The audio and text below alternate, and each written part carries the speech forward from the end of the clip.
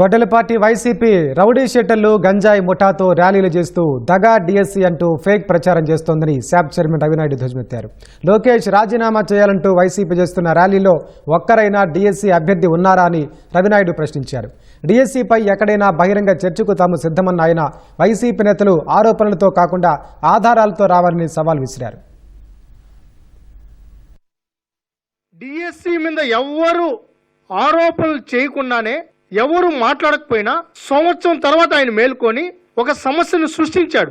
ఆ సమస్యను సృష్టించి దాని మీద ఒక ఆర్టిఫిషియల్ ఉద్యమంకి శ్రీకారం చుట్టారు. ఈ రోజు జరుగుతున్నది అదే. రాష్ట్రంలో ఒక ఆర్టిఫిషియల్ ఉద్యమం నేను జన్జీని గాని కొత్త తరాన్ని గాని ఆలోచించమని విజ్ఞప్తి చేస్తున్నాం. ఈ రోజు డిఎస్సి పెట్టింది ఎప్పుడు, నిర్వహించింది ఎప్పుడు, ఉద్యోగాలు వచ్చింది ఎప్పుడు, ఇప్పుడు ఉద్యమం చేయాల్సిన అవసరం ఏమొచ్చింది? ఉద్యమం పేరుతో నాటకాలు ఆడాల్సిన అవసరం ఎందుకు వచ్చింది? ఈ నాటకాలు ఈ రోజు 2 నెలల ముందు మళ్ళీ మొదలు పెట్టారు. ఆ 2 నెలల ముందు మొదలు పెట్టినప్పుడు ఎవరు కూడా దాని మీద స్పందించకపోయే కొందికి కోర్టుకెళ్లారు. కోర్టు మొటికాయలు వేసింది, క్షమాపణ చెప్పి వెనక్కి తీసుకున్నారు. డిఎస్సి అభ్యర్థుల పక్షాన ఆ పార్టీ పోరాటం చేస్తుందంట.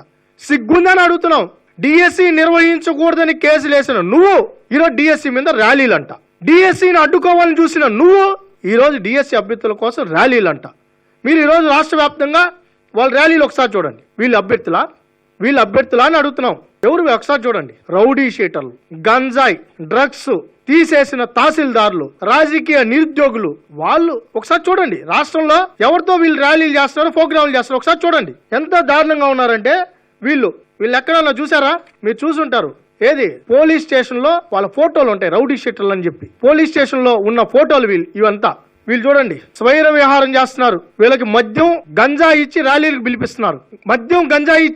పిలిపిస్తున్నారు. ఈ ఫోటోలు ఒకసారి చూడండి. గుంటూరు నడిబొడ్డులో వీళ్ళు ర్యాలీలకు పోగు చేస్తున్న జనం వీళ్ళ నిరుద్యోగులు, వీళ్ళ డిఎస్సి అభ్యర్థులు. మీరు స్పష్టంగా ఒకసారి చూడండి. ఇది రాష్ట్రంలో జరుగుతున్న వీళ్ళ ర్యాలీ. డిఎస్సి రాసిన వాళ్ళు ఒక్కరు లేరు.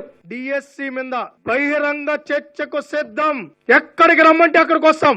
మేము ఆధారాలతో వస్తాం. మీరు ఆరోపణలు కాకుండా ఆధారాలతో రావాలి.